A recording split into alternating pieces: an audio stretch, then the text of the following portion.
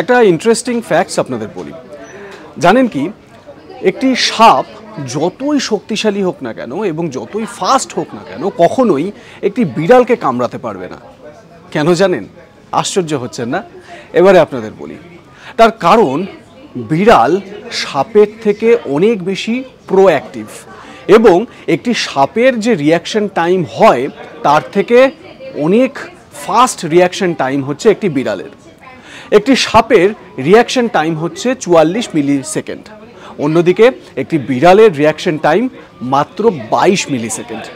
সেই কারণে একটি বিড়ালকে কখনোই একটি সাপ কামড়াতে পারবে না। আপনারা হয়তো অনেক চাইনিজ মুভিতে আপনারা এই সিনেমায় দেখেছেন যে সেখানে একটি সাপকে কিভাবে একটি বিড়াল নিজের পাঞ্জা দিয়ে মারছে। তার কারণ সাপের থেকে সেই বিড়ালটির রিয়াকশন টাইম অনেক কম ছিল। অর্থাৎ যে সময়ের মধ্যে একটি সাপ ছোবল মেরে শেষ করে দেবে তার অনেক আগেই বিড়ালটি সেই সাপটিকে থাবা মেরে চুপ করিয়ে দিতে পারে। ইন্টারেস্টিং না? এই ধরনের ইন্টারেস্টিং ফ্যাক্টসের জন্য সাবস্ক্রাইব করে দিন আজ তাক বাংলা ইউটিউব চ্যানেল।